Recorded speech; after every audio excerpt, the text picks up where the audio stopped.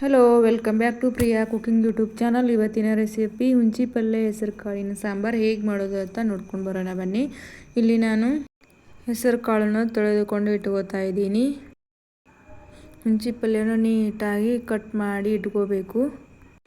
ಹಾಗೆ ಅದು ಸಹ ನೀರಿನಲ್ಲಿ ತೊಳಿಬೇಕು ಚೆನ್ನಾಗಿ. ಇವಾಗ ಹುಂಚಿ ಪಲ್ಯನೂ ತೊಳ್ಕೊತಾ ಇದ್ದೀನಿ ನಾನು. ತೊಳೆದಿಟ್ಟಿರೋಂಥ ಹೆಸರು ಕಾಳನ್ನು ಕುಕ್ಕರ್ನಲ್ಲಿ ಸ್ವಲ್ಪ ಬಿಸಿ ಮಾಡ್ಕೋತಾ ಇದ್ದೀನಿ.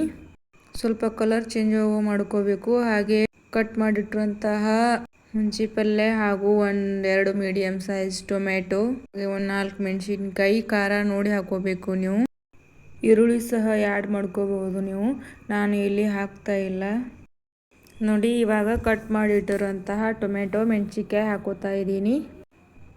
ಒಂದು ಸ್ವಲ್ಪ ನೀರು ಹಾಕಿ ಚೆನ್ನಾಗಿ ಬೇಯಬೇಕು ಎಲ್ಲ ಪಲ್ಯ ಕಾಳು.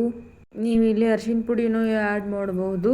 ನಾನು ಒಗ್ಗರಣೆ ಒಳಗೆ ಆ್ಯಡ್ ಮಾಡ್ಕೋತಾ ಇದ್ದೀನಿ ನೋಡಿ. ಇವಾಗ ಚೆನ್ನಾಗಿ ಬೆಂದಿದೆ. ಹೇಗೆ ಬೆಂದಿದೆ ಅಂತ ಅದನ್ನು ಸ್ಮ್ಯಾಶ್ ಮಾಡ್ಕೋಬೇಕು ನೀಟಾಗಿ. ಇವಾಗ ಸ್ಮ್ಯಾಶ್ ಮಾಡಿಕೊಂಡು ಬರೋಣ ಬನ್ನಿ, ಹೇಗೆ ಆಗಿದೆ ಅಂತ ನೋಡ್ಕೊಳ್ಳೋಣ. ಇವಾಗ ನೋಡಿ ಎಷ್ಟು ನೀಟಾಗಿ ಬಂದಿದೆ. ಇವಾಗ ಒಗ್ಗರಣೆ ಹಾಕ್ಕೊಳ್ಳೋಣ. ಒಗ್ಗರಣೆಗೆ 1-2 ಸ್ಪೂನ್ ಎಣ್ಣೆ ಹಾಕೋತಾ ಇದ್ದೀನಿ. ಒಂದು ಸ್ವಲ್ಪ ಜೀರಿಗೆ, ಸಾಸಿವೆ ಹಾಕೋಬೇಕು. ಚಟಪಟ ಅಂದ ಕೂಡಲೇ ನಾನಿಲ್ಲಿ 4 ಒಣ ಮೆಣಸಿನ್ಕಾಯಿ ಹಾಕೋತಾ ಇದ್ದೀನಿ. ಯಾಕೆಂದರೆ ಟೇಸ್ಟ್ ಚೆನ್ನಾಗಿ ಬರುತ್ತೆ.